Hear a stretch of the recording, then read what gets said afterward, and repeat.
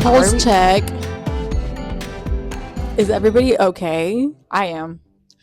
I'm gonna be honest. Okay. Hello. First of all, Hello. hi.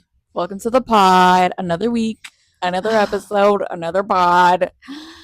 Guys, I'll be so honest. I am just like, as of recent events, i.e., The new trailer.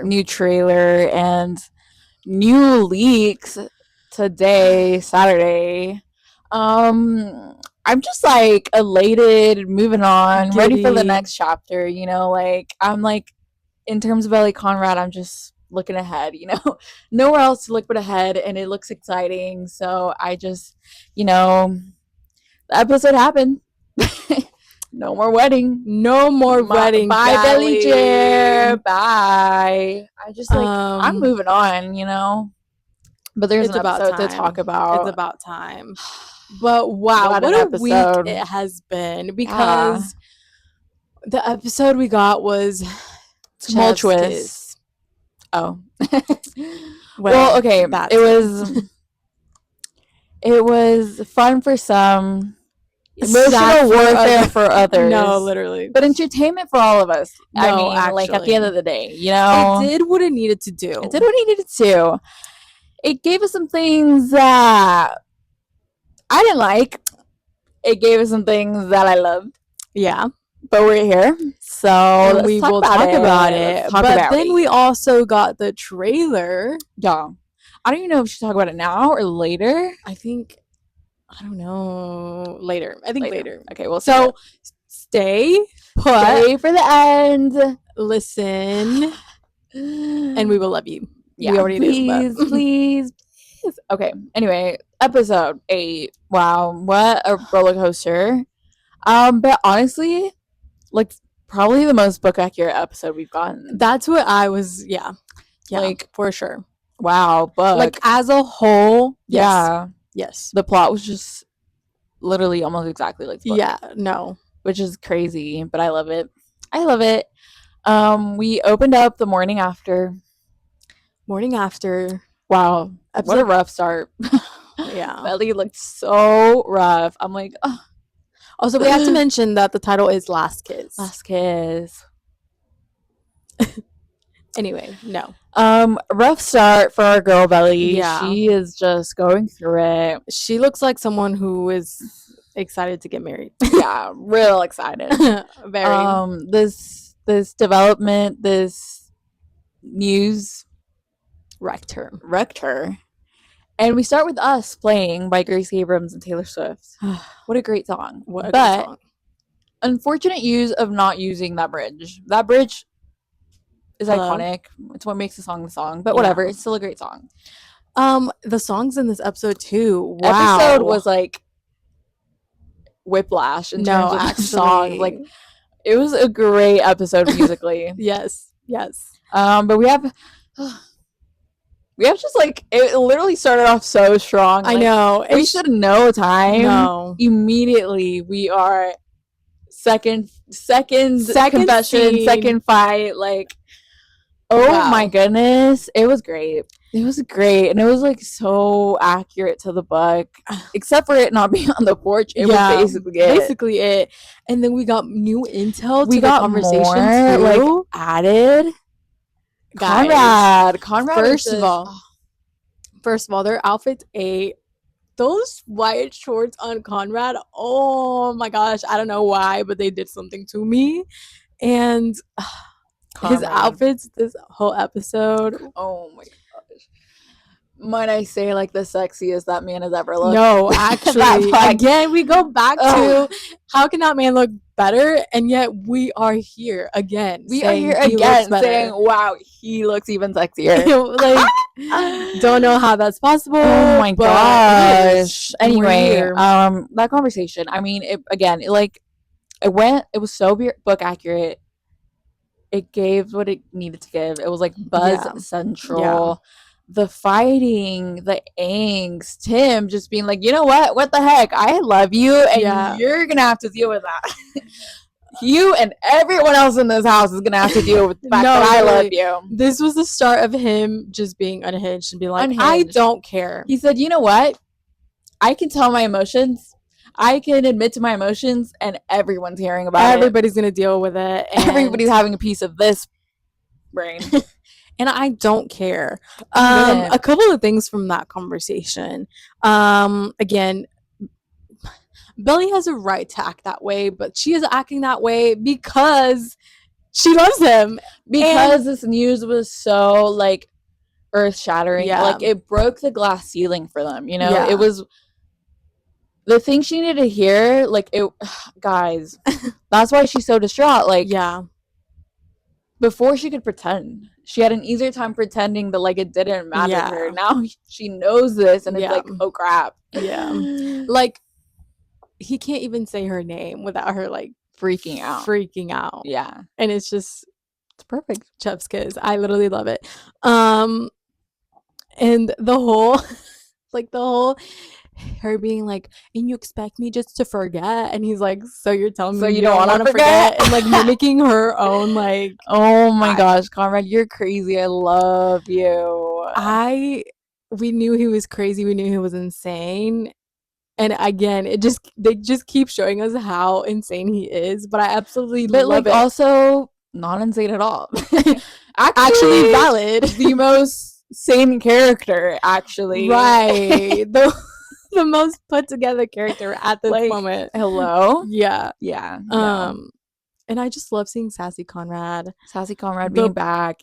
He did not hold back. He said, you know what? No. Because it wasn't years ago that Christmas happened, that we went to Michael's and had a great day together, that I cut my leg and we almost could, like, I'm telling you, he brought out the receipts. Like he said, no, we're not playing around here. Yeah, no, her like the push of like, leave, and her just like being so like lying to herself so much that she doesn't even know what to do, like literally. And she was flabbergasted by that. Flabbergasted. Like, oh. The little when she went, no, nothing, and he goes, and then he said, fine, have it your way, but I'm not pretending for you anymore. And not pretend, he did not. The acting though in this scene, crazy good. But Chris, my goodness, like making us see that he realized, oh my gosh, like she still loves me. Ugh.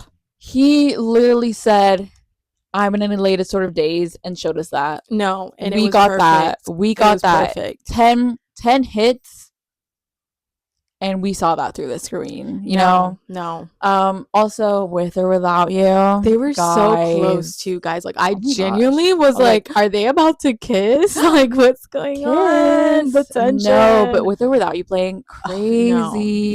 No. Love it. What a great song. And then right after this, we get her voiceover, and we start hearing what we knew exactly what was going through her mind, but actually finally get to hear like her voiceover of her being real to herself, like admitting to herself. Yeah. Like, he makes me feel everything. No one ever makes me feel like this. And then her starting to open the door to like contemplating, what if I were to get like, and the thing is though, I love this part too, because she's thinking it, and like she's making us know that she's thinking that, but at the same time, from reading the book and kind of like from knowing, like context, so it's like Conrad is feeling and thinking the same thing. Yeah, oh my gosh, like she loves me. What if I just like run away? What if we just run away together? Like, blah blah blah. Like it's still possible. The door is still open. Yes. And then her immediately going for Junior Mint, girl, and then contemplating it, being so sure that like he means it, and being like, would I give all of this up? Because right now, and we'll explore it later in the episode, but like, it's not necessarily not marrying Jeremiah that she's scared. It's losing Jeremiah. Yeah. She does not want to lose that love and friendship that is there. Yeah. She repeats it 100 times. I'm going to marry my best friend. Yeah. Not the love of my life, my best friend. Yeah. And if you like thinking about it, is the same thing that stopped her from getting into a relationship with Conrad in the first place in season 2, because she was so upset about making Jeremiah upset and like losing the possibility of him being that close to her. Yeah, like what happened the first time? Yeah, with that he pushed her away, and she didn't have that friendship anymore, and that friendship was so important to her. She doesn't want that to happen because she knows of like this. I mean, yeah, this would be a huge deal. Yeah. And like she can't just run away. Yeah. Which is right of her to like think Yeah. like, no, you can't just run away from this. She kind of does, but like they do have some sort of talk about it. But like she can't just run away with Conrad because that would suck. It would be even more like I wouldn't root for that if they were to just run away. I mean, would. But like that's not my so I would. But like it's not the healthy thing to do, you know? No. For everyone. Anyway, and she's still lying to herself too. Yeah, like of course. She stuffs Junior Mint up back to the very end. She lies to herself. She stuffs Junior Mint back into the closet. So we see her just again like shutting that down. Yeah, like, I can't. Yeah.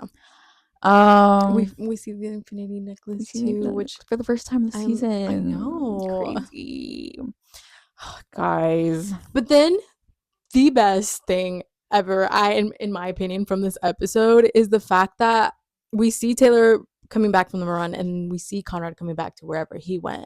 We find out he went to go get. We know where he went. Good muffins. He said.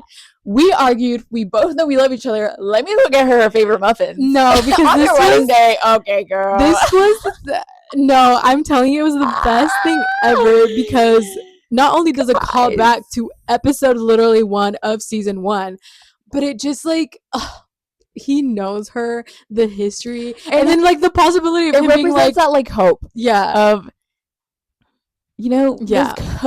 this could be okay. Yeah. Like he said, he was living for the hope of it all. Living for the hope of it all. Got into his car and said, "Girl, who's gonna be okay? Let me go get those muffins and see if we can come up with like an agreement." This could be. No, actually, I love him for that. He's crazy, and I love him. The cutest thing ever, and like the yearning. And you know what I love from this whole episode? Conrad gets like put down so much, and we will get into that. Boy, will we get into that. We will. But he does not lose hope. No. Until the very end. Like until the end, he does not lose hope. Yeah. And I love that because he knows. He knows. He finally he knows her. He finally got that confirmation, and he was like, you know what? Yeah. Hell yeah. Anyway, we get the scene with Taylor, which we knew we were getting. Confrontation number 1. We knew we were getting it, and honestly, like I liked it up until the end. I thought it was okay. It wasn't anything crazy. He was standing up for himself. And she was actually like taking it in. Because again, we know that they are connected. They are one in the same in many ways. Mm-hmm. So she's confronting him, being like, "Don't whatever you're doing, don't like." Did you think she was just gonna run away with you? Yeah. Well, yes. I love that. Like I love that from him. And then be like, no, like it wasn't. I just remembered. Mm-hmm. I never forgot. Mm-hmm. And then I loved him saying, and I think she knows that. Yeah. And she can stop. She needs to stop pretending that she doesn't know that. Yeah. And then Taylor like taking it in and being like, okay, like she's starting to understand it. Yeah, she's starting to open her eyes to it, and she kind of.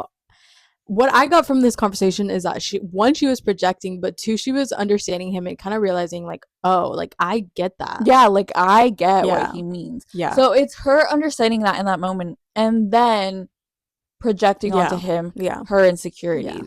But like we see throughout the episode, this really got the gears turning in Taylor's head. Like for sure.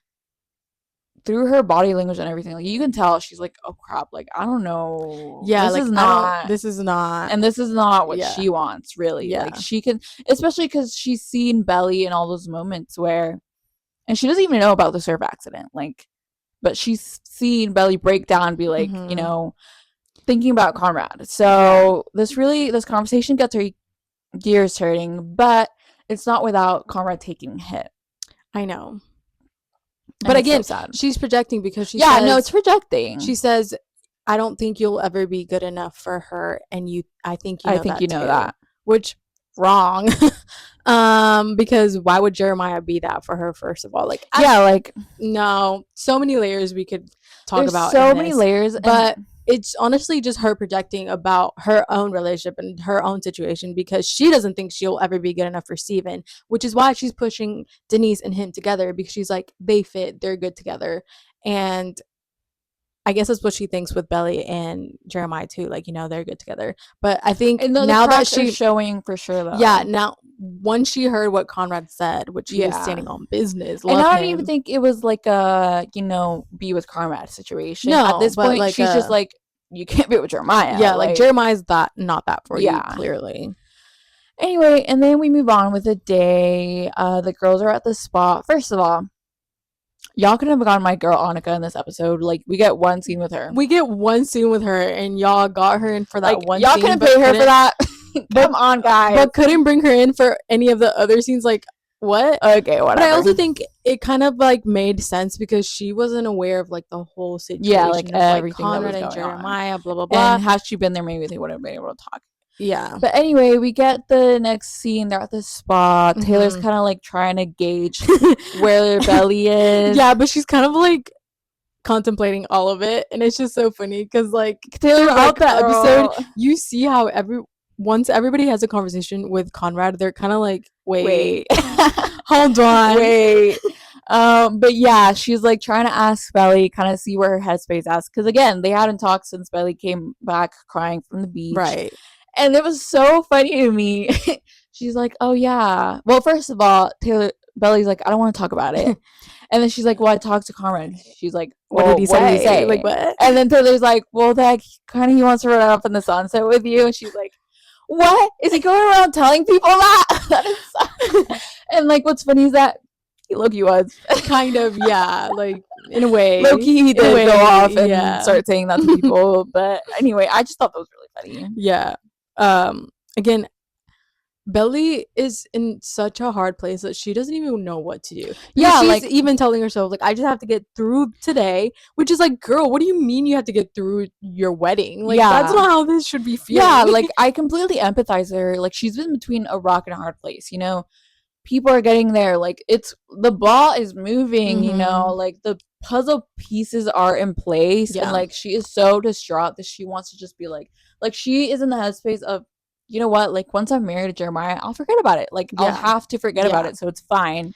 And then again, she starts repeating like this, I'm gonna marry my best friend. Yeah, I'm gonna marry my best friend, So it's a whole thing. And again, like, we explore it later in the episode, but that codependency, like, she cannot fathom losing Jeremiah. Yeah.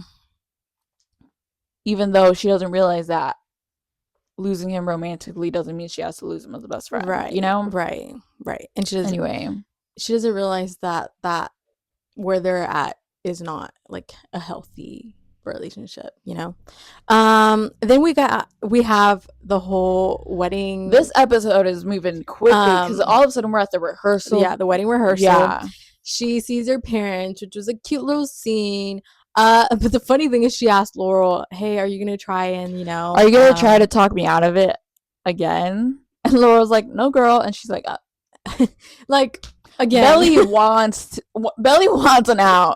Like, she does. She wants an out. Yeah, and whether she like is thinking about it or not, like, her just saying that is subconsciously like, girl, please wake up to it, please. Yeah.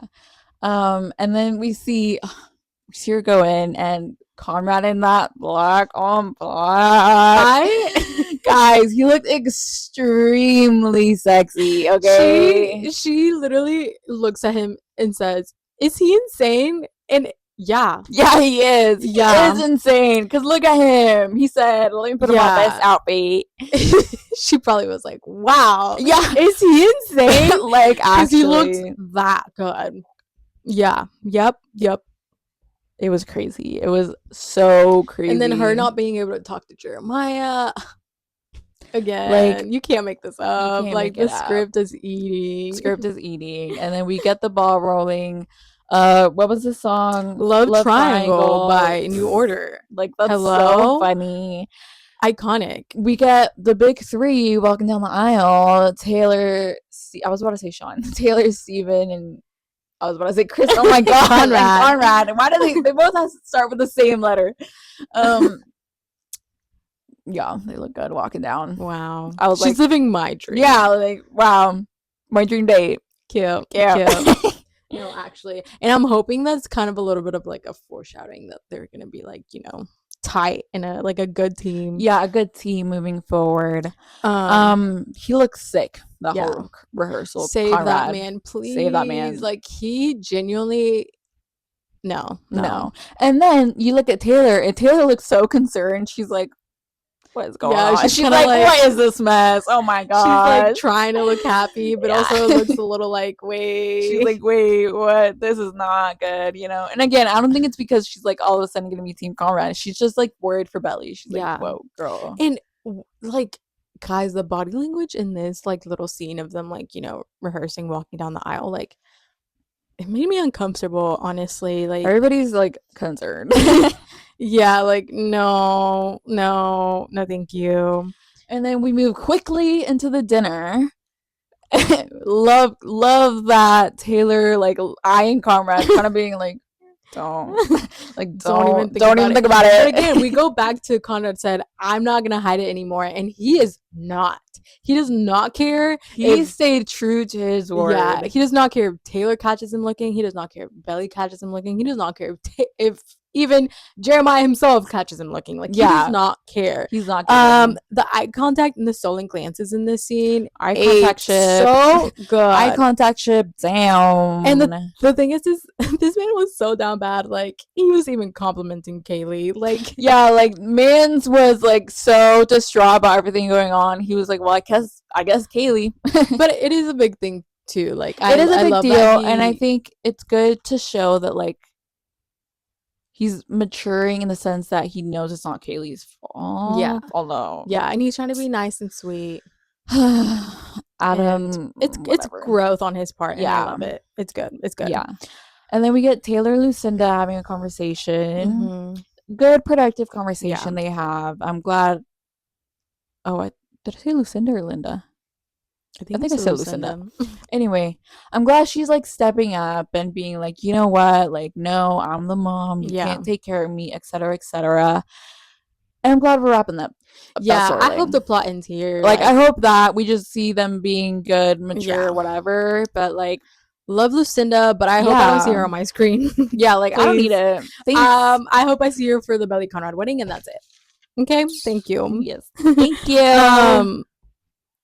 And then Conrad, he's so funny because he's just like sipping his drink, minding his own business, trying not to be like awkward and stuff. He's just adorable. Love him. You can't, again, you like, save my man, please. Save my man. Like, you can't make it up. Anyway, and then we have the dinner. We have I'm painfully aware of him.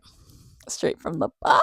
I'm painfully aware. This is where, though, I really wish we would have had Annika in the dinner, because we got Denise, but we didn't get Annika, and it would have been great if it would have stuck to the books where like they were talking, where it's like Conrad and Annika are like talking, not even flirting, but like Belly's like Belly's jelly.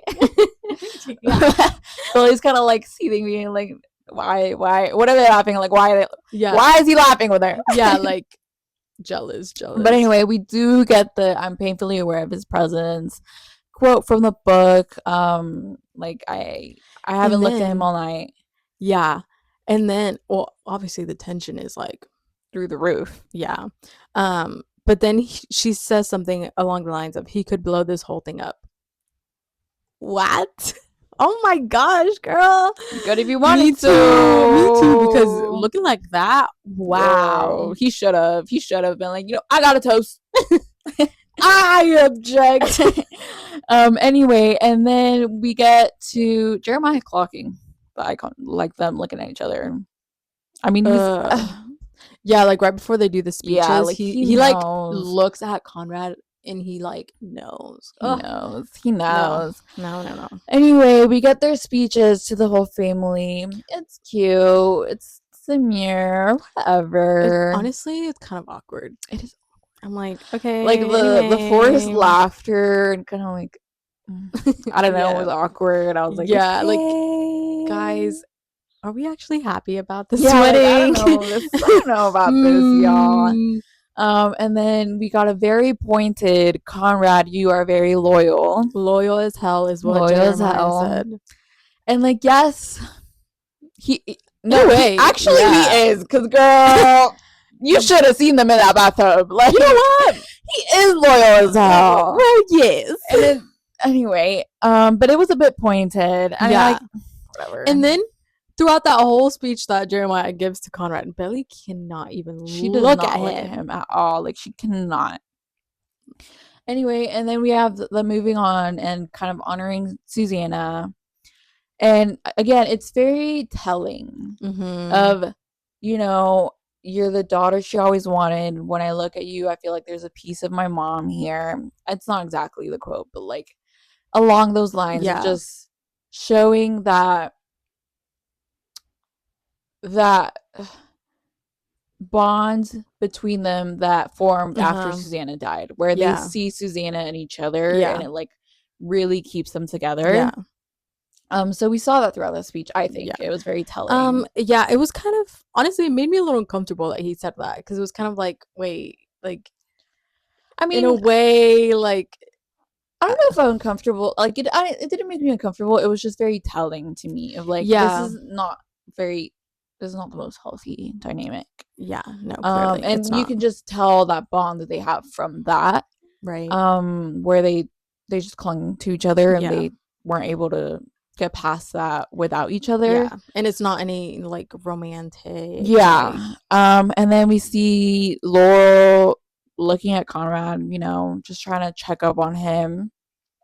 And then Adam, I have to give you your you 10s. Just have to laugh, honestly. I have to give you your 10s, because immediately after the speech, she goes up to Jeremiah and drops the job bomb. I said Adam stirring the pot unintentionally stirring the pot, and you know what, love you for that. Like, whatever. He drops the job bomb, and like Jeremiah, like, I can't. I honestly cannot believe this, to be honest. I cannot believe this. Like, what do you mean you're gonna take a job without consulting her? Exactly. And I know a lot happened in the last 24 hours, but you shouldn't have said yes. Mind you, it's the night before your wedding, and she still doesn't know. She had to find out from your father, aka your boss, too. Oh no. It's ridiculous. Like, it's actually so ridiculous. I do not understand what goes through that man's mind, and then he has to turn it around and make himself look like this little I know, he's just being the same, like if you don't want me to do it, I won't do it. It's manipulative. I don't care what anybody says, it's manipulative. Like, what do you mean? And also, it's such a, like, I know she brought it up, but it's such a bad time to be having this conversation, which is why you should have had it before. Exactly. For her to find out like that, be like, okay, wait, like, you're not even gonna live with me. He's like, no, it's fine, like, we'll just whatever. It's not whatever. Like, there's so much to figure out. And also, I gave a Paris for you. What? Exactly. Like, that is so ridiculous. He is so, it shows the level of selfishness, immaturity, and like inability to compromise and think of others within the relationship. That just, it's so annoying. And then manipulation, because I just thought you would be proud of me, and I won't do it if you don't want me to. Oh my god. It's honestly like confusing, because he talks about, like, you know, I've been doing so good, like, I've been, like, you know, maturing in a way. No, you're doing the same things. You are doing the same things, and it's crazy that it's the night before your wedding, and yet you weren't even thinking about telling her, because clearly your dad had to be the one to bring it up. What? No. This episode, I know that they made us try to feel bad for Jeremiah, but man, did it not work, because I tried to feel bad for him a little bit. Try to have some sympathy. Like, and there was so many moments where I was like, man, like, but he opens his mouth and ruins it. Like, I'm like, oh my gosh, man, poor Jeremiah. And then he opens his mouth, and I'm like, oh my gosh. But the funniest thing from this whole conversation that they're having is that before Belly agrees, once again, gives in again, complies with him, she looks at over at Conrad like a little side eye, and he's looking straight at them with a smirk on his face because he's like, yup, I'm clocking your tea. You try to hide it from me, you try to act like you're the perfect couple, there's no problems. And he like looks away like, oh, oopsie. Oops. Awkward. Oh, did I intrude into something? Yeah, and then her immediately giving in and be like, no, like I wanted to work it with you. Like, Belly, please, someone save her. You had an out. Do something. Had an out just now. Somebody do something. Somebody help her, please. Please. She's drowning, guys. Guys, like, it's actually, I'm so glad it's over. Anyway, and then we get the whole going out for ice cream, Jeremiah asking Conrad, and Conrad being like, no. Mind you, he only really says no because Belly's like no, don't go. Do it. So he's like, no. And then I just love him being so blunt. I just don't want to. Right? It's so funny. But right before this, like, Jeremiah's like, do you want to go get ice cream? And then Belly's like, do you even know me at all? Like, guys, why are we even having these conversations right now? Guys, why are we even talking this way right now? Ugh, no, it's just annoying. And then Jeremiah once again being petty. Well, yeah. I don't care what he said. He was being petty. And then being like, well, can't wait for your speech. Good thing it ain't happening. Okay, yeah, no, Jeremiah being petty is annoying. Fork found in kitchen. Right. Whatever. And honestly, he doesn't have a right, because what do you mean Conrad's upset? Clearly upset. He missed the fishing trip you guys had. He should be supportive in a way to you. But you're just willingly ignoring anything, like, that is going through his mind. Don't pretend like you don't know why he's having a hard time with this. Right. Something clearly is going up. You should be at least even grateful at the amount of support you have had from him, because he's been extremely supportive. Exactly. This wedding wouldn't be happening if it wasn't for him. Exactly. So I just the clear lack of like awareness from Jeremiah is what really gets me. But the thing is that he is aware and he's rubbing it in. Actually, it's not a lack of awareness. It's intentional lack of awareness. Because he's rubbing it in. He's like, oh, like, I'm getting married, and like, why aren't you being supportive? Dang, well, he just wanted Conrad to go to the ice cream so he can rub in that he's with Belly even more. Exactly. So, like, don't play with me, I can't wait for your best man speech. Like, you're supposed to be my best man. Anyway, honestly, I just want to move on. I don't care. Like, I don't care. No. We then get Steven and Denise, and guys. No, do we? Yeah. Oh, no. No, we've had Laurel and Conrad. We get Conrad looking up at the night sky. Looking up at the moon. No! Parallel to season 2. Guys. Yeah. And then we have the heart-wrenching conversation that he has with Laurel, straight from the book. This is where this is where the episode started breaking me. Guys, if you saw a reaction, we were going through it. But upon some reflection, it wasn't as heartbreaking as the book. Yeah, no. Because he didn't, like, break down crying. No. And I think, again, it was that, like, lingering hope that he had. He saw how Belly was being. Like, he saw the whole night of the rehearsal. Like, he saw all of that. Yeah. I think a part of him still was holding on to the fact that, like, it was not going to happen somehow. Somehow, some way, it wasn't going to happen. He still had 24 hours. Yeah, he's like, you know what? It ain't over till it's over. Literally. So I think there was some part of him that was feeling like that, although it was still very much a sad scene. Yeah. And, like, he's still very much vulnerable and saying, like, it's killing me. My favorite part of the conversation was him being like, come on, like, I'm your Laura. Yeah, Laurel, like, being a great callback to the book. I love it. It's so good. He looks absolutely stunning. Wow. Like, my man's heart is breaking and he still is slaying. He looks divine. Also, it's them sitting out there is a parallel to season 2. Season 1. Oh yeah, their season one, talk. their conversation.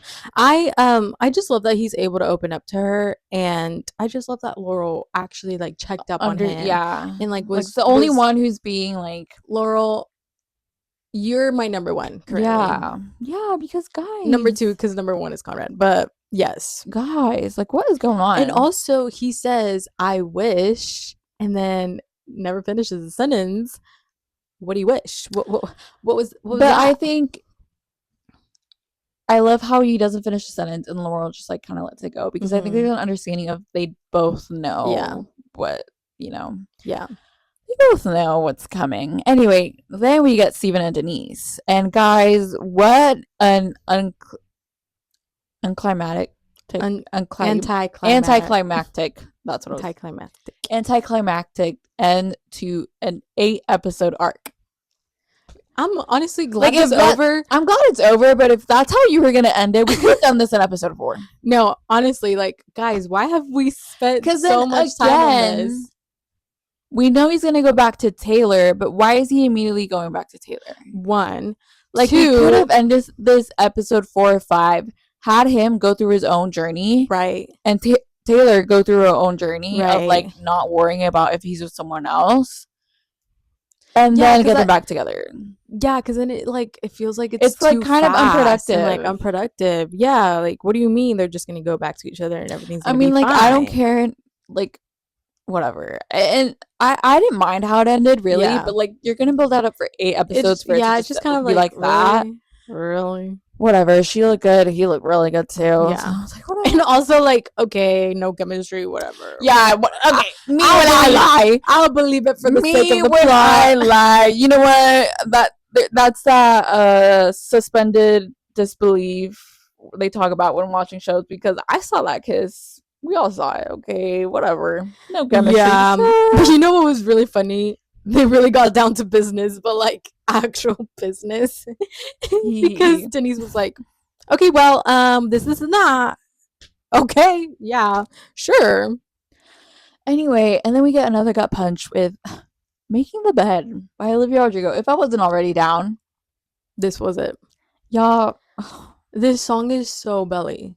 It's so Belly. Like, it fits so well, but it was so gut-wrenching. Like, oh yeah, it was a lot. It was a lot for me personally. But then we get a parallel of her swimming as she does, which happens in the book. Yeah. And then her looking up at the stars and the moon, just being at the night sky, just contemplating everything that's going on in a red bikini. Okay, girl. I genuinely thought we were gonna get Conrad pop up. I don't know. Me too. Like, I know she thought so too. Yeah, she kept looking. You could tell she was kind of like hoping. She was like, is he gonna come out? Please, talk me out of it, please. Again. Why else would she put a cute little bikini on? Right? Wait. Like, hello. Okay. She was waiting for him. Anyway, and then we get the conversation with Jeremiah where she admits, just like the book, just like in the books, and it went how we thought it's gonna go. Right, but yet again, Jeremiah, my goodness gracious. Again, he has all the right to be upset about this, but then he goes on and says things like, "I knew he's been," which we knew that he knew. Yeah, but I knew he's been in love with you this summer and even longer. Clockbelly's face. She's like, wait a minute. Hold on. What? Wait, what? Like, yeah. I think 2 things. A, her being like, wait, like, other people have noticed this. It's that obvious. Like, oh, he really does love me. Yeah. B, him being like, wait, he knew? Like, you knew and you knew and you knew and you didn't tell me or do anything about it. Like, what? Yeah. And then another thing that stood out to me was them both kind of looking for an out, of Jeremiah immediately jumping, so is that it? Like, did you just want to tell me so you could have a clear conscience and then leave me? And then her being like, no. But then her being like, well, unless you want out. It's like, no, I think for her, it was kind of like, well, if you want out, let's cut it out right now. No, but I think for Jeremiah, it was kind of like, he was scared of, like, wait, like, are you trying to for Jeremiah, it was that other shoe that was going to drop that he was always scared of, which, again, like, I try to feel bad for him in that situation, but, like, you knew that all along, so why put yourself in that situation if you knew this was gonna happen? Again, I don't feel bad for the man. Like, I try. I really do. You but just I can't. confessed to knowing that your brother was in love with her, even for the longer time. What do you mean? Again, it's not even the fact that he doesn't tell Belly or he's just trying to like ignore it. He doesn't even address it with Conrad. Like, hey, maybe address it and be like, you know, had he addressed what? it and been like, okay, like there's conversations that we need to have, mature conversations that we need to have, etc., then like it would have been better. But again, it's that purposeful lack of awareness. Yeah. And then his lack of accountability for the situation that really, really, really just makes me unable to sympathize with him. Jeremiah, we wouldn't be here if you wouldn't have thrown that firework in the first place. Or put yourself in between in the first place. Exactly. Anyway. And then we got them both telling each other, well, Jeremiah, I think, was the first one that said, I don't want to lose you. And again, it's that like unhealthy relationship of like not being able to be without each other. And then even confirming it more to Belly of like, no, like I can't lose him. Like I genuinely can't. Yeah. And then again, we get that freaking cuddling. Oh my goodness, like whatever. Jeremiah being babied once again. We get the next morning. Jeremiah's gone, throwing his little fit about the whole situation. It's a fit. It's a fit. There was no reason to do that. Yeah, because they had already had a conversation about it. They talked it out. He knew. You were fine with your fiance about it. Yeah. If you were actually mad and wanted to make it work, you could have had a conversation that morning. Right. No, instead you want to throw a fit. Make it a big deal. Disappear. Make it a big deal. Victimize yourself yet again. Make your fiance anxious on her wedding day. Not answer any of her calls. Like, that's just rude. That's rude and disrespectful. Yeah. Yeah. And then not even communicate to anybody else too. Like, again, he goes and only thinking about himself once again. Wow. Fork found in kitchen. I'm not surprised. Right. He goes and does his little like, you know, being a crybaby kind of thing, making a big deal about himself. Throwing his tantrum. And again, like, if you already knew that your fiance was okay with the new information she got and still wanted to marry you, like, what was the big deal? What was the big deal? You could have gone and had a conversation with Conrad at that moment and been like, you know what, Conrad, like, you have the right to be mad at him. Yeah. But it's the way you deal with that. Yeah. You dealt with it by taking it out on your fiance. Yeah. On everyone else. Yeah. Making it all about yourself. Yeah. Instead of, oh, okay, we settled this. You still want to marry me? Great. Let me go talk to Conrad and have a conversation. A mature, genuine conversation about it. But he can't even do that. And honestly, I think that he did that because he knew that he had put himself in that situation. Yeah. Like, he had to make a big deal about it and be like, no, this is your fault, Conrad. Because one, Steven wouldn't have known about the whole situation if he hadn't made this big deal about it. And like, people wouldn't be freaking out. Belly wouldn't be freaking out. Yeah, like, it escalated it Taylor to wouldn't be another freaking degree where now everybody's involved. Yeah, and now everybody's upset at Conrad because everybody knows that that's the reason why he everybody's involved, and now it's woe is Jeremiah. Yeah, he's the one. But in reality, Jeremiah, the castle is crumbling because of you. You put yourself in the situation. The foundation was bad. You laid the foundation wrong because there was something there that whatever. Anyway, we then have Steven finding out about the whole situation. Okay. Steven, I understand him being supportive. I understand where he's coming from. He's being a good brother. He sees what Belly's going through. Yeah. He is genuinely closer to Jeremiah at this moment. One of the funny things he said though is, you told Jeremiah Conrad told you he loved you. Why would you do that? Yeah, he's like, wait, why would you do that? I thought that was really funny. But no, in this moment, like, and it's a high stakes moment. It's very stressful. Like, this wedding is hanging on by a thread.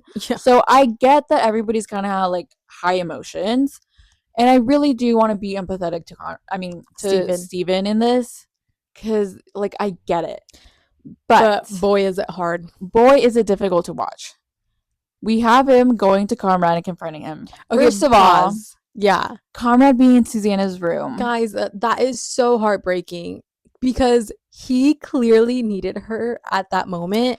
And that was like the only way where he like felt. Yeah, he felt her. Not only that, we see this later, but my heart breaks for Conrad because, especially considering everything that everybody tells him as this goes on, but like, I genuinely think he feels so guilty about breaking that promise to his mom. Yeah.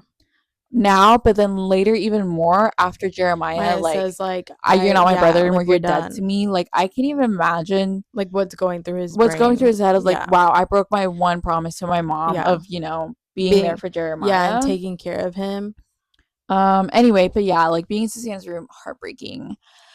And then we have the whole fight. I get where Steven is coming from, and not only is the high stakes and he's being like a protective brother, he's also very resentful of the fact that Conrad has been away. Yeah. And like that they've like that relationship has dwindled in many ways. Like, that's where a lot of his anger is coming from. And he basically says that, you know? Again, I love Conrad just being like, well, yeah, I love her. And like, did you really think she was going to run away? Maybe. I don't know. Yeah. I love that from Conrad. Okay. He's not even trying. But he really just took this to the chin. Like, Steven's just kind of laying on him and he's like taking it. But at the same time, he says, like, I don't really want to hear this from you. Yeah, he's like, I don't want to hear this, but, it escalates. And, what was I going to say? I did notice, however, that I thought was interesting. I felt like it was such a parallel to the fight that Susanna and Laurel have in season 1. And it's even in the same exact spot. Literally the exact same spot that they have that fight. It like, I was like, wait, why is it giving? So that's like, they're gonna be because Steven, he even says like, I can't even look at you. The funny part was Connor being like, is everything okay? No, Conrad, sorry, but it's not. Like, come on. But my problem with this is that Steven, out of everyone, should understand what Conrad is going through. One, because he's kind of lived it in a way, like the whole like him being in love with Taylor, not being able to let go, blah blah blah. Like, he understands that. But two, like, he was one of the only people that knew how much Conrad genuinely loved Belly. Hello, he was president of Plan Belly. And for him to just like go off on him, like, I understand that he is mad and upset, but at the same time, like, the phone goes both ways. Not only that, there's like a couple things in this conversation where yes, he's clearly resentful of that. And yes, the phone goes both ways. And hello, you're trying to get into the tech business. Chris literally lives in Palo Alto. That's like tech central, Silicon Valley. Hello. Also, like you couldn't have gone and been like, also, he's a, like, the thing is that, and he says that everybody can see that you're still hung up on Belly. I was gonna get into that, and that you're that like, point. Like, not only is he resentful of that, he literally says, admitted, we can all see that you still love Belly, you're still hung up on her, and you're like brooding, whatever. Excuse me. Pause. No, actually, pause. Hit pause, because what do you mean? What do you mean? Everybody can see it, and all of y'all just don't give a crap. He didn't even try to check up on him. Not even like, I'm over here thinking, wait, you knew the day that he took his exam that he felt that way and that he was gonna like, confess his feelings, whatever. You saw Billy come back with Jeremiah. Did it not cross anyone's mind to check up on him about that? Actually, like, he didn't even, I don't even think he tried to call Connor and be like, yo, like, what happened with Plan Belly? Like, yeah. This whole wedding fiasco is happening. He is being the most supportive he could be, up to the point where he like confessed. He was being the most supportive he could be, and no one thought to say, hold on. How is Conrad doing with all of this? Like, how does he feel? Especially after admitting that you can tell that he's so hung up on Belly. Like, what do you mean? me. And I understand that Steven doesn't have the whole perspective of the only reason Conrad admitted was because he found out that Jeremiah cheated. Like, I understand he doesn't get that. Yeah. But I don't understand why he can't put himself in Conrad's shoes. Yeah. Also, they're not married yet. You can object up till right before they say I do. They literally let you do that. They actually literally let you. They literally ask you. They literally prompt you to do it if you want to. So I don't see why the problem is all of a sudden Conrad's admitting his feelings like everybody wants him to, and it's a problem. No, genuinely. Okay. Anyway, genuinely, and it just goes to show that once Steven is hurt, that relationship kind of has, you know, crumbled. But at the same time, like, dude, really, you also could have checked up on Conrad. Also, he went to California as soon as his mother basically died. Why are we like, I genuinely don't understand why, because if you're upset about the fact that he left and he hasn't come back in 4 years, but yet his mother died, he lost the love of his life, which you are aware of, and you didn't try to check up on him. Are we just gonna pretend like it's all on him to do all the work? I'm genuinely confused. Genuinely. And Steven, you better watch your back, because I'm not happy with you right now. And the nail in the coffin was the be the good guy we all thought you were. Ugh, no, that pissed Riddle me how it is that all of y'all are cheating liars. They have no leg to stand on. That's what pisses me off. Like, everything else, I can be like, okay, I can get where you're coming from. Okay. Yeah. But how is it you, Taylor, and Jeremiah are all cheaters? Blatant cheaters. Like, you were almost proud of the fact that you were a cheater. Literally. Yet you want to get onto Conrad for whatever the hell he did with the relationship with Belly, which was basically nothing. And the problem is, it makes me want to go even harder for Conrad and his faults, even though I acknowledge that he has faults and he did things. He's the bad guy. Oh, he's the bad guy. Okay. Because Belly broke up with him while he was, you know. No. Yeah, y'all have no leg to stand on, and somehow he comes out being the bad guy. Also, let's not forget about the fact that he literally says, be the good guy we still know you are, blah, blah, blah. No. Mind you, the man... we still know you are. We all thought you were. Oh.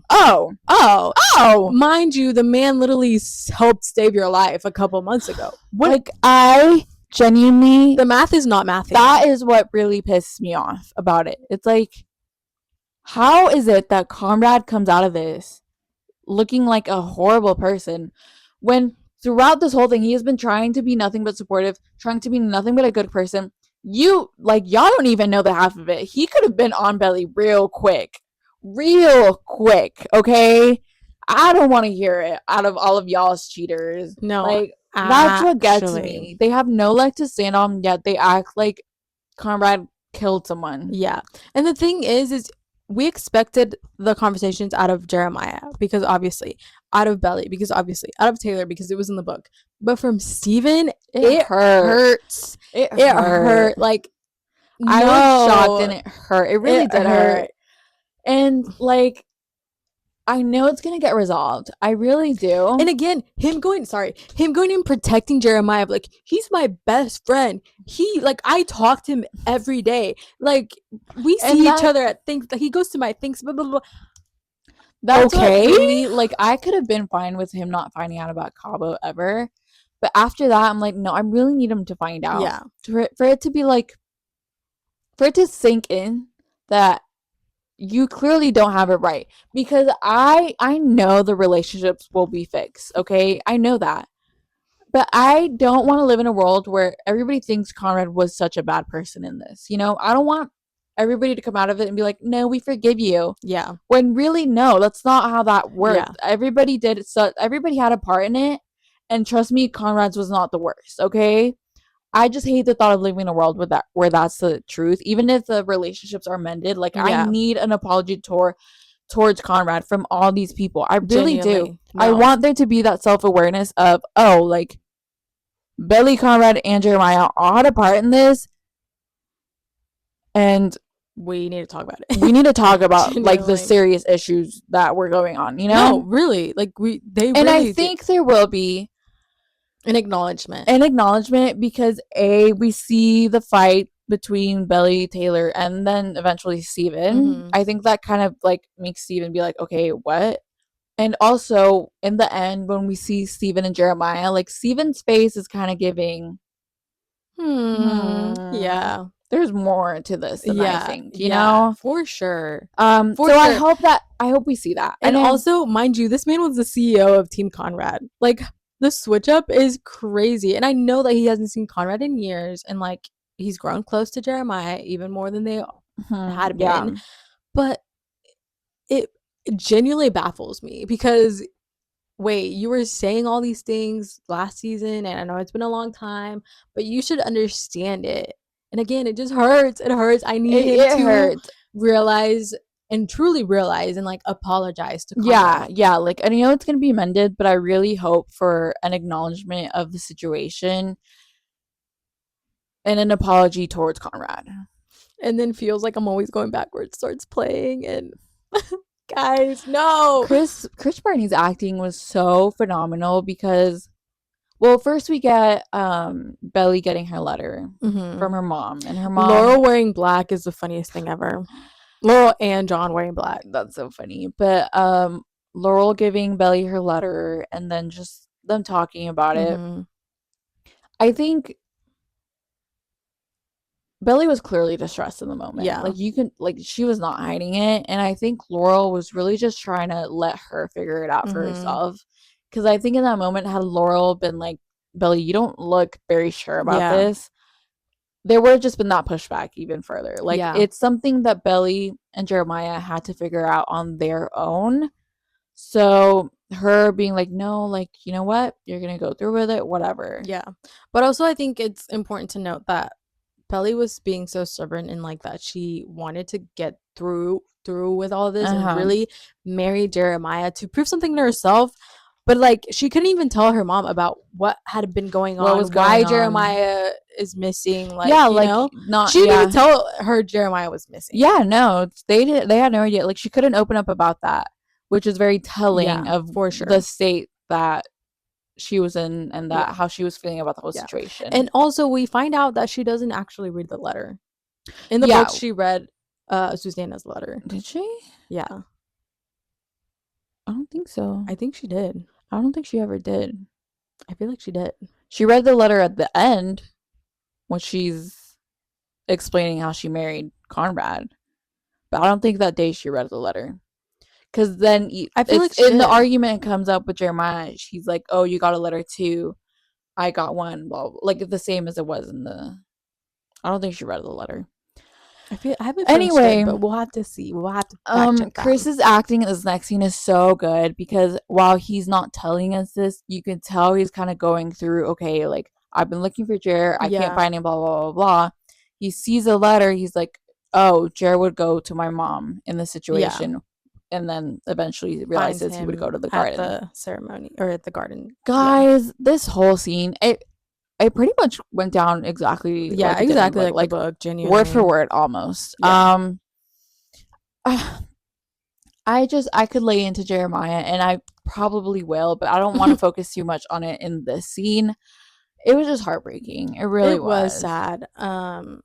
And again, they try to make you feel bad for Jeremiah, but that man just opens his mouth. There are so many things that he said in this scene that it's like, wait, pause. What do you mean? Yeah, because he has all the right to be mad at Conrad, but then Conrad comes to him and is like, bro, like, just, if you're gonna marry her. Yeah, don't make her wait. Like, don't make this into a whole thing. Yeah. Let's just go and do it. But he starts being like, again, always making himself pushing back, the victim. Making himself the victim. Conrad is like, actually, no, like, I know what you did. I should blah, blah, blah. Jeremiah gets physical. Hits him not only once, but twice. That second hit, really, it gets to me. I don't know. There's something about the camera work in that second hit. Yeah. It's like, like it took a punch to me. It's so sad, but then it's so sad because like Conrad has already been through. Like, so he's already he's you're kicking him when he's down. Please stop. He literally is someone taking hit after stop. hit. Like, golly. Anyway, but then him being like, you know what? Like, yeah, I do love her. She looked really good. So I saw someone on Twitter say, you know what? Thank you, Jeremiah, because we wouldn't have gotten this shot. Him looking up after he said, oh, there's something about men being in distress and them looking really good. I don't know. But yeah, he like stands 10 toes down of, yeah, actually, no, I do love her, and I can admit that to your face, but guess what? She chose you, so let's just go. Jeremiah, I can't let that go. He's like, I gave you your shot. Whoa. Yeah, no, I have to talk about this because we get the quote of the book where he says, you treated her like garbage. Oh, last time I checked, yeah, purposefully breaking up and cheating on your girlfriend is not worse than being sad. Last time I checked. Also, the fact that he says, I gave you a shot a long time ago, you don't get another one. Who gave you the right? Like, who is she property to you, Jeremiah? Who is you, actually? No. And then for him to later on go, you're never seeing her again. Once again, who is you? But again, with the threats of like, I gave you your shot, you don't get another one. You're not gonna see her anymore. Okay. And that's the thing. Again, I go back to you see Jeremiah go through these hard moments. Him opening that letter and it being covered, like, that sucks. That's like so bad. Like, that's like the only time where I felt like just a little bit bad for him. You do want to feel bad for him because you're like, oh, like that. Wow, like that's terrible. Yeah. And then he opens his mouth.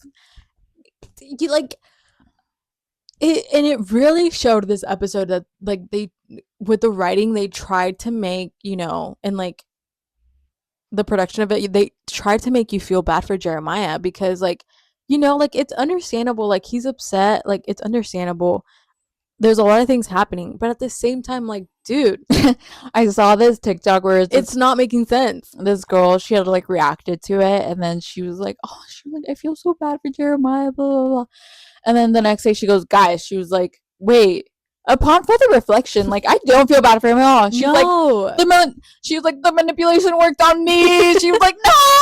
No, because genuinely, again, we go back to, if he hadn't have done all of the things that he did, he wouldn't be in this situation. The lack of accountability. And it's the fact that he knew all along, yet decided to go through with it, as far as to propose to Belly, knowing that this was a possibility, and thanks to Get Messy, aka where they are now.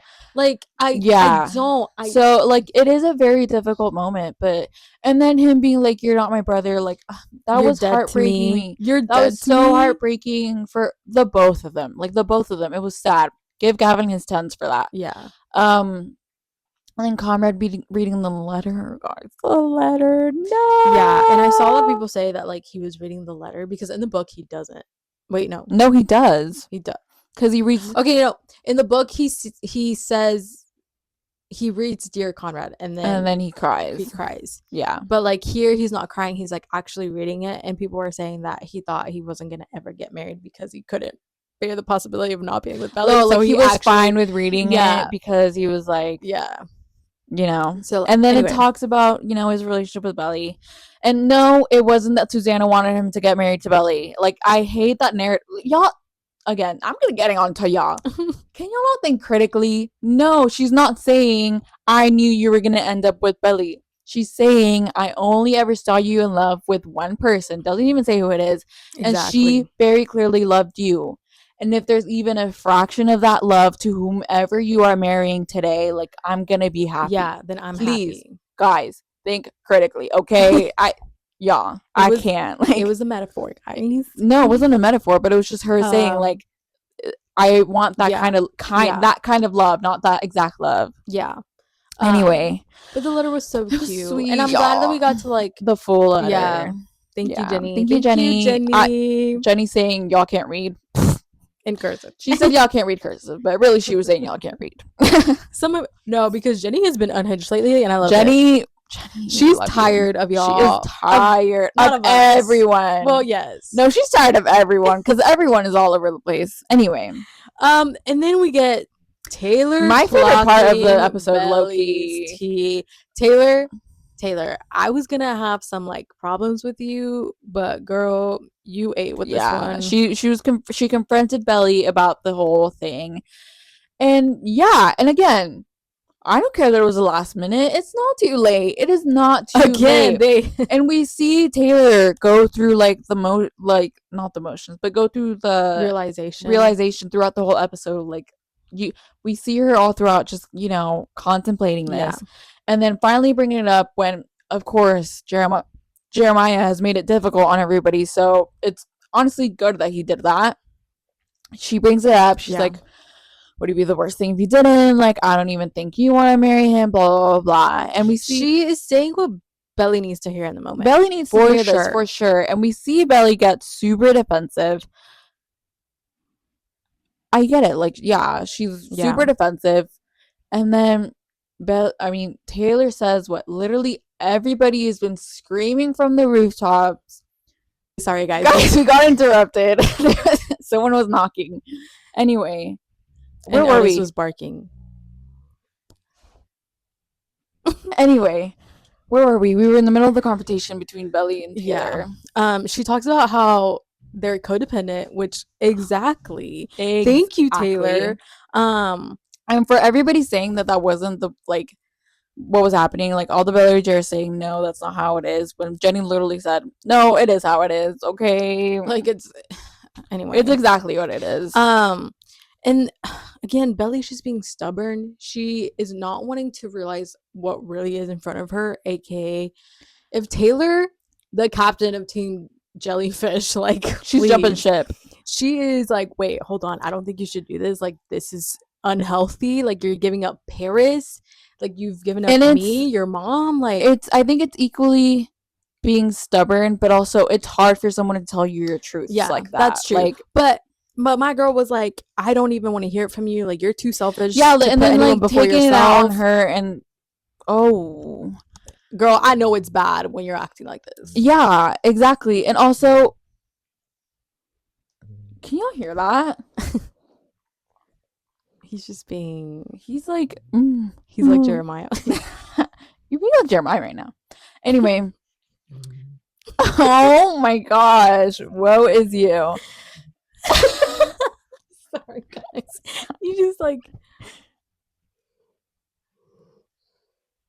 Okay, now he's not doing it. What was it? Oh, and you can tell the state of this whole situation when Belly's like, "You're so selfish. You could never like put anyone before yourself." Like, knowing what happened with Taylor and Lucinda. Yeah. And I don't know to what extent does she know, but like she has to have some idea of the fact that Taylor gave up something so big for her to help out her mom. Like, the most selfless thing you can do, actually. And also, it goes back to like she's been so caught up in the like wedding, in her own problems, that she hasn't even tried to be like, okay, Taylor, like, how are you? Like what's going on with you, girl? On the contrary, Taylor's been like, okay, girl, like, like, let's be like 100% supportive. Yeah. Even after hearing everything that she's been talking about, like her being contradicting to herself. Yeah. And not only that, like, supportive to a fault. Yeah. Because I didn't agree with how supportive Taylor was being about this. But, like, in terms of being supportive, she was being supportive. In terms of being supportive, she was being supportive through Belly's wrongs and rights. Yeah. But I'm glad we got this from Taylor. And as much as it hurts to like see that Belly, was willing to even sacrifice that relationship because she was so set on marrying Jeremiah, like, that's she scary. even admitted to the fact that like, yeah, I do give up all of that for him because that's what you do. Yeah, like that is that is not love at all. And it's actually scary to think about. Like, and I love the fact that Steven came in. Not only the fact that he was listening to it, so maybe he's opening. I'm like, I need to know how much of that he listened to see like what he caught onto. Yeah. Because, yeah, that is, hearing that would be very eye-opening. Yeah. Like, oh, girl, yeah. Because, again, he kind of doesn't really know what's going on. Like, he probably doesn't even know that she gave up Paris and, like, all this stuff. So, I'm glad that he listened to that, but also the fact that he stood up for Taylor and was like, hey, like, you know, this needs to stop. Like, don't talk about her like that. And even Belly's, like, defensive towards him. Yeah. But, you can just tell, like, this is messy. I think he's starting to see that. Everything's, like, everybody's starting to see that. Yeah, everything's blowing up. This already tumultuous wedding is even getting more tumultuous. And, I mean, yeah. It was gonna hit this point. Yeah. We all knew it. We all could see it coming. So Jeremiah comes back. He goes into his, like, getting... Skinny Love is playing, guys. Yeah. And this is, again, one of those moments where I really do want to, like, feel bad and empathize for Jeremiah, because he looks distraught, and I think it's very intentional, him looking in the mirror like that. Yeah, because I think it is a bit of him starting to be like ooh, like, I just did that. And then, like, him even going back to icing his knuckles and stuff. Yeah, he then later, that's a thing. Like, oh, I can start to, you know, but he later says things that just whatever. But then we get guys. And then I think it's also important to know that, like, Jeremiah is finally seeing all of it crumble down. So I think that's also why he's kind of just, like, mad, upset, and a shock. But also it's like, I think he's like, oh crap, like, I should have known. His biggest fear is coming, like, to fruition. But it was because he knew that it was like, he put himself in that situation. Yeah. But then, guys, we see the note that Conrad left. After everything that man this part got me through, so and yet, bad. After the whole, you're dead to me, like, I don't want to see you, like, we're done. He still, like, intentionally left the note and, like, the ring.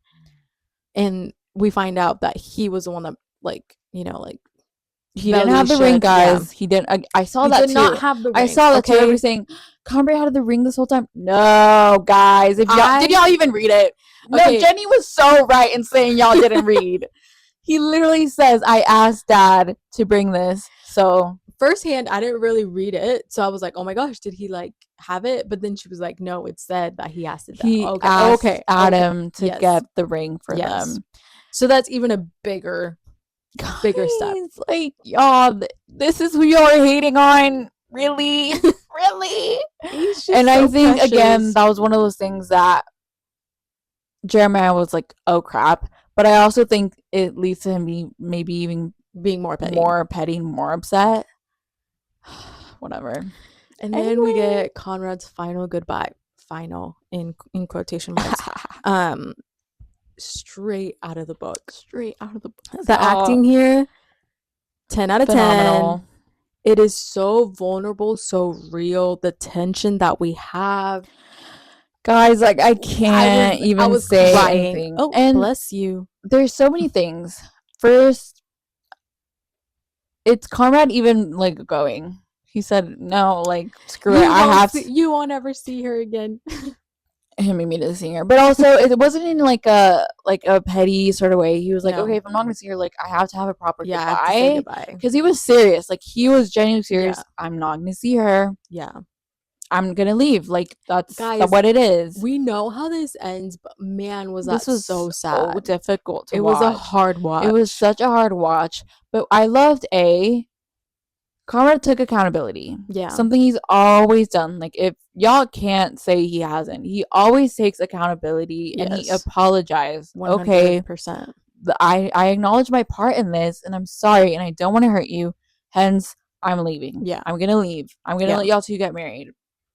And then it's, like, so heartbreaking. Again, Lola and Chris giving you your 10s. I love, though, immediately that she, like, sees his bruise and it's like, wait, what happened to your face? Yeah. And then he goes, nothing that I didn't deserve. Yeah, free my man. No. Free him. Conrad, please. Anyway, and then him just being upset and being like, this hurts. Like, I, like, you know, whatever. Being near you like this.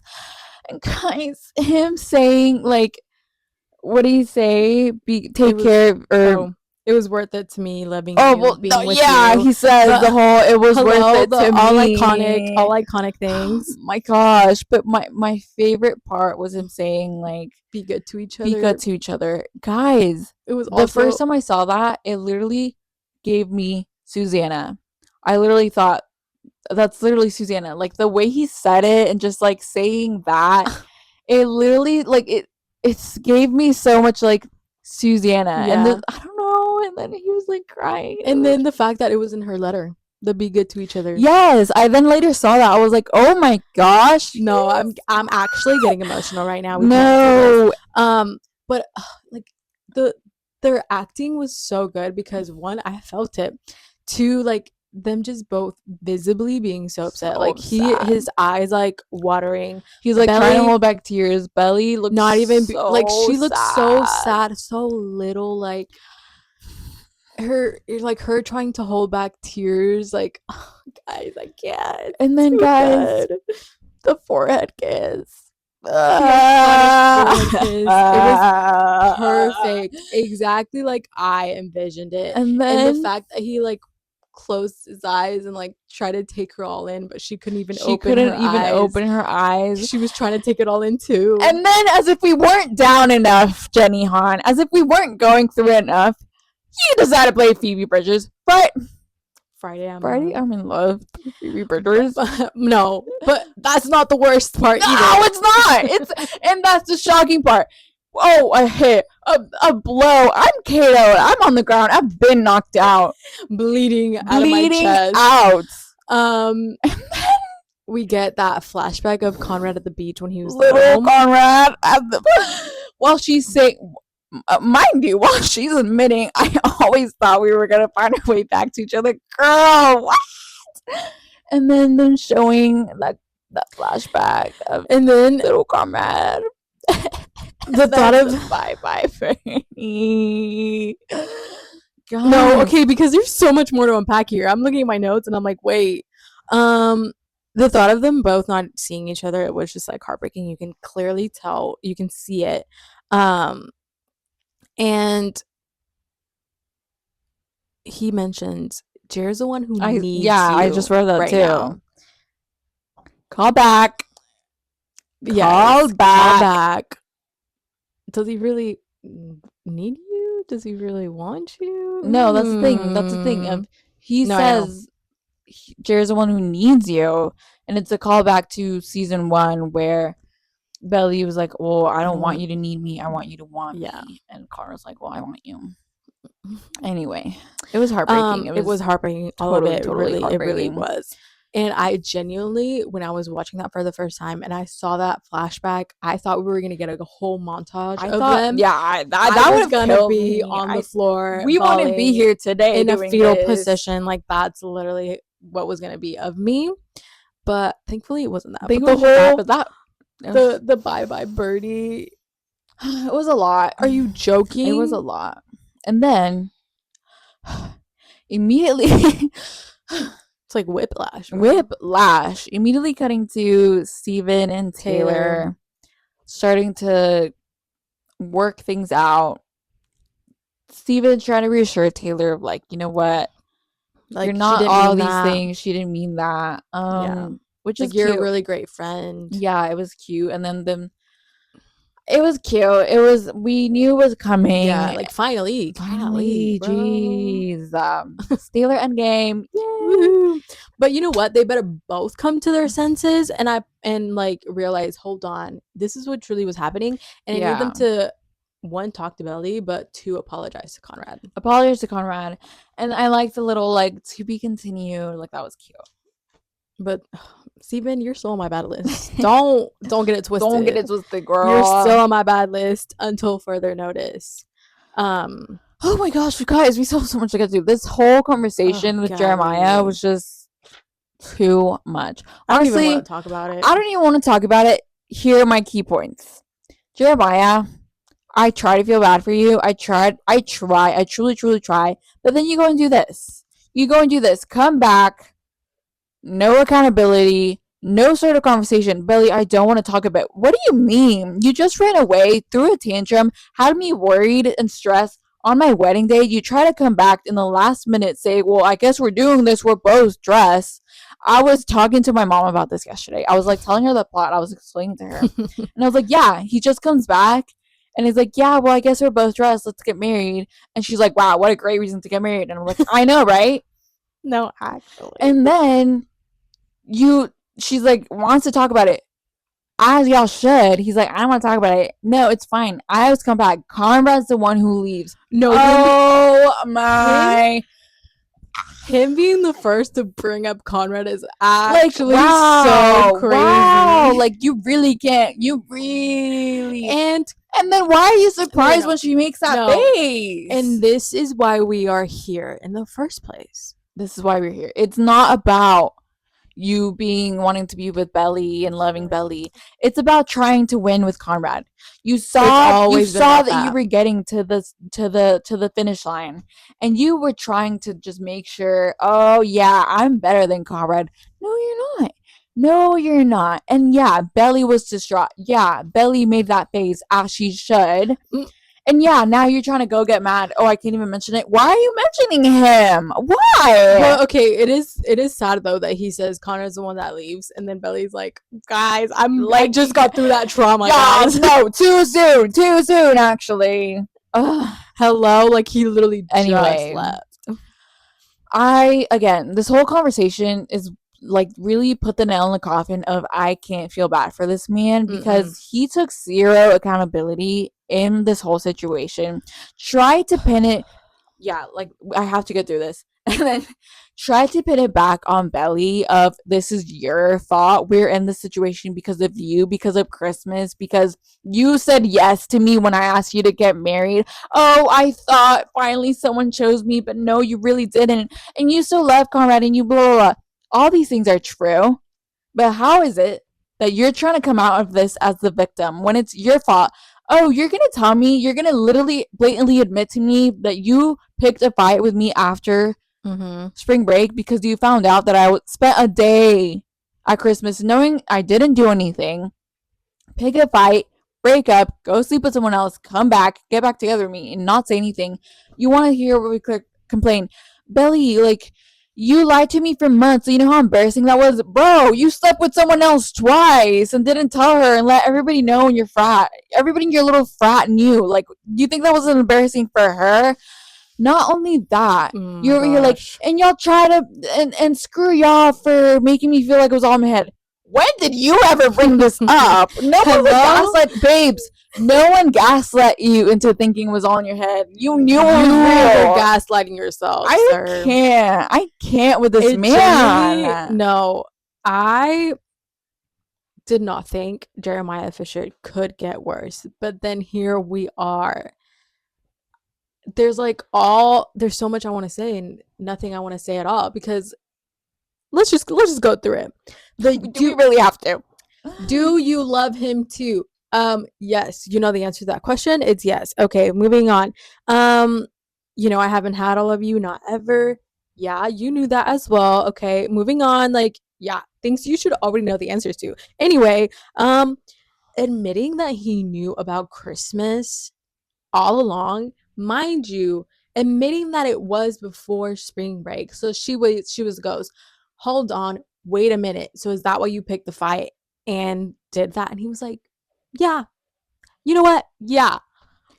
And what really gets to me is like, excuse me? Belly's over here already down. She's like down. She's clearly seeing like, oh, her part in it, and like, but he's making it all her fault. Yeah. Like, she's over here like screaming like, Belly, this was you. No. Like, why did you say yes to me? You could have said no. Why did you ask? No, because I fear Belly is weaker than me because I would have been all over that man. On him, being like, what are you? Who are you? I would have been punching the man, would have been like, oh, so you're just admitting everything to me right now and you're expecting me to still marry you? And again, and then, what was so great about the conversation, though, is that we really got to see, like, Belly literally admits. Belly literally says, we put each other back together after Susanna died. Like, you and me, I don't know where I end and you begin. Like, the codependency showing, I fear, like, this is literally what we were talking about. This unhealthy dynamic where they clearly could not face not being with each other. Because, and it is sad. It's hard. Yeah. Them not being with each other would mean that they have to face the grief of Susanna all by themselves. Yeah. They have not done that. No. They're going to have to face that again by themselves. Yeah. That is going to be hard. That is going to be difficult for both of them to do. But it's something they have to do. Yeah. They cannot keep up this unhealthy dynamic. There's more I have to say. Sorry. The fact that he said that, you know, Christmas is when you started to love him again. No, it wasn't. Again, it's always been there. The whole making me think it was all in my head. No, babes. Who did that? Who did that? No, babes. You knew and you try to gaslight yourself into thinking that, oh no, it's fine, everything's okay, she chose me, Conrad's fine, blah blah blah. No, it wasn't. You knew that. You've known all along. You've just pretended like it's been fine for years. That you lied to me for months. If anybody is a liar, it's you. Again, victimizing himself. And are we surprised? I honestly came out of this again, like, I shouldn't be shocked. Like, I genuinely shouldn't be shocked. And this is why I don't feel bad for him. It's because the lack of accountability. You clearly knew. And again, like, there's so many layers to this. Like, yeah, you were grieving too, blah blah blah. But no. And I really need for him to realize, like, what exactly he's done.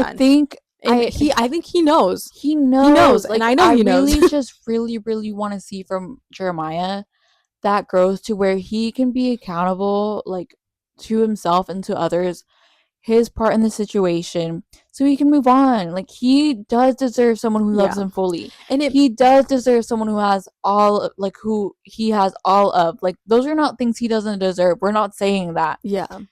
But if you know Belly was never giving you that, like, you have to admit your fault in the whole situation. Yeah.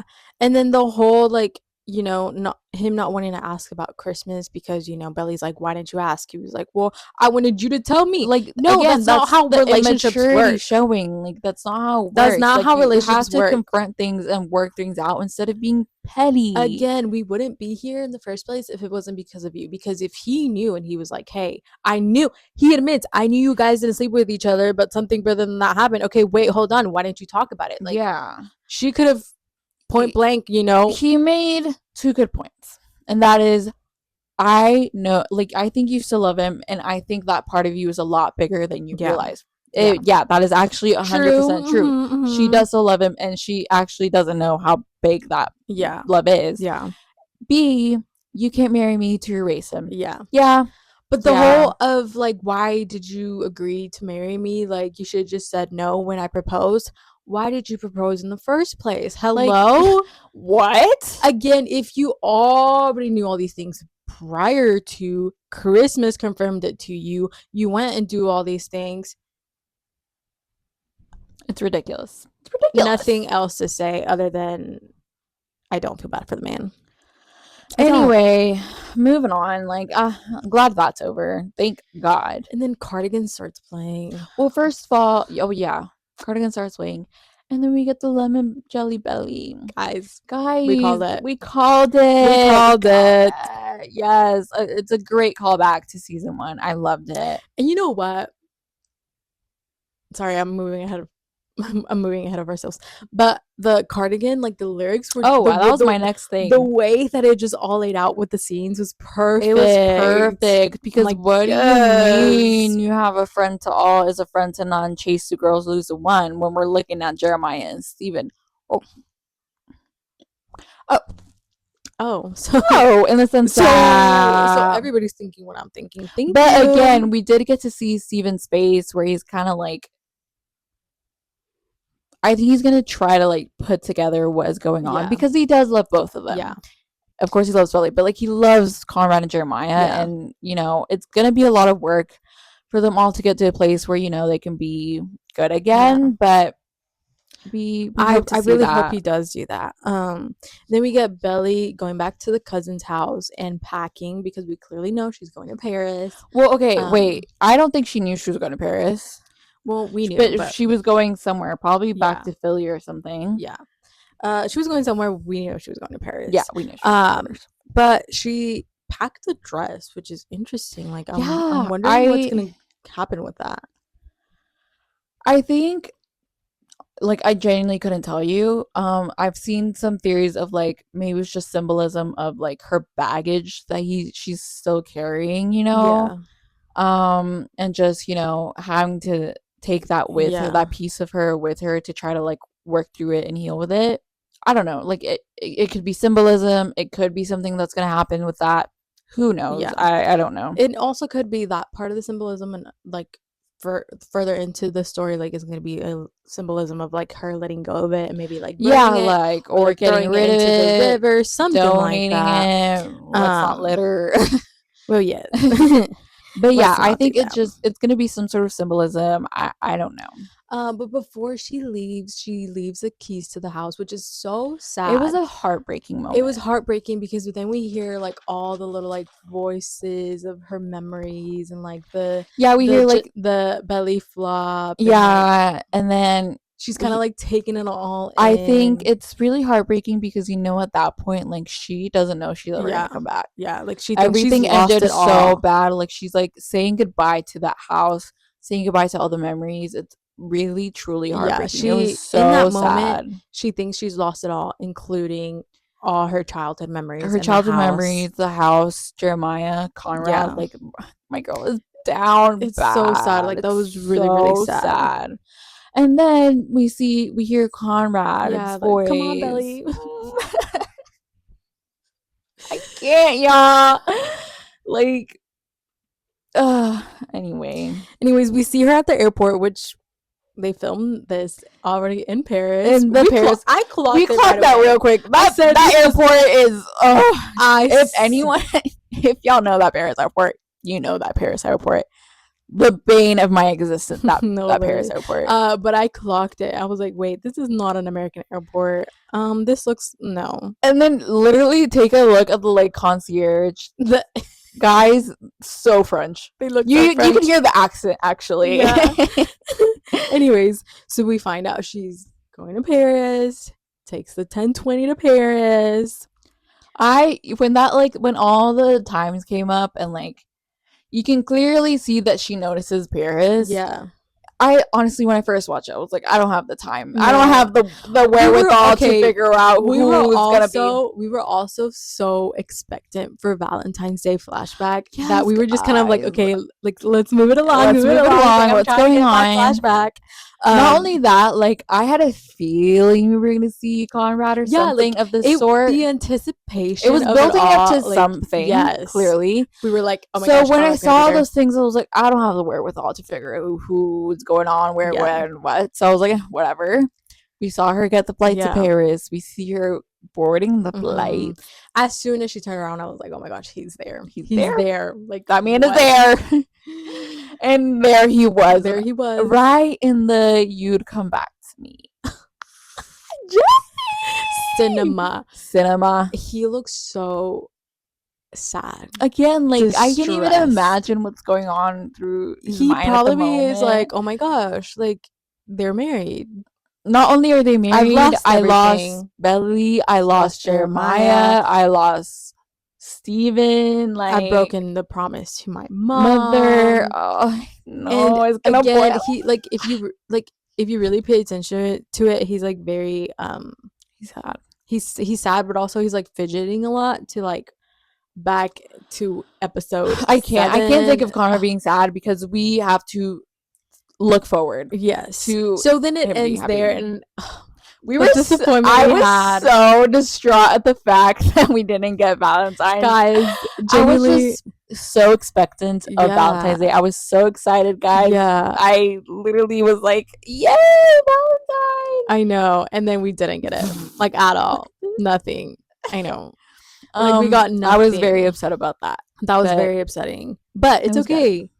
We will get it. Guys. Look at what we have. Look at where we are. We will get it. And then we wake up, yesterday morning to a trailer. No, a couple of things I want to say first, though. So funny. Jenny is getting on everybody. Her literally posting the like terminal. I love her. Like maps because that didn't even to like the Logan Airport. Me. Yeah, I was like, I mean, because also like guys. Even if it wasn't, like, y'all have to suspend your disbelief. Like, who cares? Yeah. Like, yeah, no. And but then her doubling down, be like, no, it actually can't happen. Yeah, I love that. I'm like, she's so funny. That is actually happening. But anyway, yeah. And then her, like, just being like, I know you guys can't read cursive. But, like, here you go. Kind of, like, she's hinting so funny. At you guys can't read, basically. That Hope Core TikTok she posted is so she's unhinged. I love her. Unhinged. And then also someone commented on a post and it was like, I can't believe blah blah blah about Jeremiah or Belly and Conrad's relationship, and like that Susanna pushed them together, and like they were like he was so much older. He was so much something older. Along those lines. And she goes, they were both teenagers, they were only 2 years apart. No, she goes, they were both teenagers and he's not even 2 years older. Like, with the question mark, like, what do you mean? Girls, please. She is tired. She's tired of everyone. Like, not only Jeremiah family, she's tired of everyone. She is tired, and I get it, girl. Yeah, she's like, just watch the show, please. Just watch it. Watch the show. Watch it. Anyway, guys, getting to wake up yesterday morning. I'm telling you, like, this was one of the first things I saw on my phone, and I was gagged. I literally was shaking when I saw it. It was so fun. I was shaking as well, but I was in the middle of explaining to my mom the whole plot of season 3 because she asked me, like, came up. And she was like, so what's going on? She literally, she started with, she asked me, so how did Jeremiah and her get back together after he cheated on her? And I was like, girl, let me tell you. And then I was like, yeah, so like the wedding's not happening. The wedding didn't happen, like it's not happening. She's like, no, you have to explain it all. I was in the middle of explaining it all. Anya texted me. She's like, oh my, I don't even remember. She just said, I just saw new trailer. And I said, oh my gosh. Oh my gosh. Anyway, before this, we were already it was so funny though. The night before, oh my gosh, we were already spiraling because we were like, "What's gonna happen?" Like, guys, we're going into this blind. Like, yeah, we were thinking of all the possibilities, all the possibilities at the airport. Like, what could happen? Which we still have no idea. I think it's just gonna be from what we saw from the trailer. I think so. Okay, I'm trying to saw the trailer. Yeah, before we saw the trailer, like the airport, we were like, you know, maybe they just see each other. I don't think they're gonna talk. I don't think that's even a possibility. No, I know, but before we saw the trailer, we were saying that we think they're gonna have an emotional goodbye, and that he's gonna be like, you know what, you gotta go to Paris. That's what I'm saying. We were talking about what we were gonna like before we saw the trailer, just the airport scene. We were just like trying to see. We were so excited. I literally go like anything could happen. I literally went. Like, I literally go, we have to stop talking about this because, like, anything could happen. No, genuinely. Clearly referring to the song because, and guys, I'm not lying. I hope y'all know that I'm not lying. I feel like people are going to be like, sure, whatever. Lying. Like, I'm not lying. I feel like people are going to be like, whatever, girl. But, like, truly, that's what I said. I said, anything could happen. And then we get the trailer. Y'all, it was like drugs. Yes. Because why don't I see the face of Conrad Fisher? But I'm already so. But we heard his voice. I'm buzzing. Again. I'm buzzing, guys. The confirmation of her being in Paris, which obviously we knew. But just everything about it. I know the vibes. Like, she looks so good. The fall vibes. Vibes. Well, yes. She looks happy. She's Benito, thriving, or whatever his name is. I think it is Benito. and then we see her making friends. Mm-hmm. We see her living her life. Yeah. We see Taylor there, and then it ends with Dear Belly. Oh well, yes. Oh yes, and a letter from Conrad. So guys, like, I don't even want to get too much into when things are going to happen within the episodes because I think we could go around in circles. So we could spiral about it. Like, there's, you know, we loosely know the plot. Yeah. I'm just happy. I'm so happy. Again, we only go up from here. And then this morning, guys, spoilers, we got more leaks on BellyConrad in Paris. More, like, not more. We literally had no video. No video. It was just Paris. It was just we both knew, like, oh no, we all knew that they were both in Paris for a while filming, so we knew that. Yeah. But we had no video confirmation at all, because we had that video of him and Jeremiah, or her and Jeremiah. Oh yeah. And then, like, anyway, you all know what we're talking about. Those freaking videos of them together, guys, y'all. No, life is worth living. No, literally. The only thing I think that could be like, from here would be because we still haven't seen that clip of Conrad walking up to that bar/restaurant downtown. My theory with that is that he is not gonna see Belly at the airport. Belly's not gonna go up to him. She's gonna be like, no, this probably isn't a good idea. Boards the flight. He either gets a phone call from Laurel or Taylor asking about Belly, or like kind of seeing like, hey, this didn't happen. Yeah, like the wedding didn't happen. So he's gonna be like, oh my gosh, let me go, see her. So he's not gonna go to California or Boston, wherever he was going. It was California, right? Yeah. And he's gonna go back to Cousins and try and find her, which is the clip that we get. And I think okay, I have two theories: that he's gonna go find her, or that he's gonna see Belly, and they're not gonna talk because she has to board right away, and so does he, because they leave at the same time. But they acknowledge each other, and he's like, oh my gosh, the wedding didn't happen. And being the good boy that he is, the great man that he is, he's gonna boy. He's gonna go find Jeremiah to kind of like mend things and like be supportive in a way. I feel like those are the two things that could happen. As far as the whole Jeremiah thing that we see in Paris, I think Belly is dreaming in that moment. She's like picturing maybe how things could have been differently. Yeah, because she's wearing the same outfit when she gets there. Yeah, and there's no way like, Jeremiah gets there as soon as she gets there too. Like, there's just no way. Yeah, I don't know. I probably dream of just her being like, I think she's dreaming or imagining it. Fresh. Yeah, she's probably gonna be. It's gonna be something along the lines of, if I would have married Jeremiah, things would have been so different. Like, and imagine like what it would have been like. But also, I don't know, girl. Yeah, like that's the thing. Like, I don't know, because it could be anything, and like just like literally anything. There's no point happen. In like like. But you know what? I'm just elated. I know I'm getting my end game, so that's all I'm happy about. And I'm just glad that we get more than just like, oh, they finally got together and like 5 minutes of them. Yeah, like end of the story, they lived happily ever after kind of thing. No, I'm glad we're gonna see like the build up to it, the letters, and that he's gonna narrate them. Oh my gosh. Love it. I love it. I'm so happy. We're so happy. And I literally can't wait. Wow. I literally cannot wait. I'm like going crazy. Waiting. I'm so giddy. Like so giddy. And then tomorrow, guys, we're gonna go see the Jonas Brothers. So like, hello. It's gonna be one thing. Life is another. Worth living. Like, genuinely. Anyway, guys, this has been a long episode. But I hope you enjoyed it. Yeah. So I'm like really hungry. I hope you enjoyed it. I hope it keeps you busy for the next couple of days.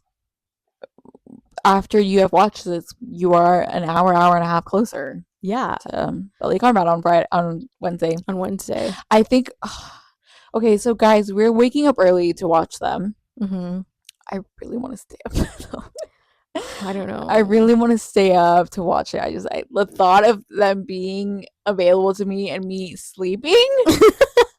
No, literally last Wednesday, I woke up at 5:30. 5:30, because we wake up at 6 to watch them. I woke up at 5:30, did not go back to sleep. I couldn't. I literally contemplated waking her up, being like, no, get up right now. We're watching it. So I'm just like, I don't know if I'm going to be able to sleep. That's the thing. Yeah, but then if I watch it, I'm not going to be able to sleep on my either. Phone, and I'm not gonna be able so if I'm not going to be able to sleep either way, might as well watch it. We shall see. You will find out when we watch it. But we are so excited. Like, guys, again, we only go up from here. Things only get better from here. I can't wait to see them both happy. Celebration starts now. Okay, the celebration starts like, now. We were down after that episode, but we're up. We're so up. Okay, we have to go. I'm starving. See you guys later. Bye. Be good. Take care.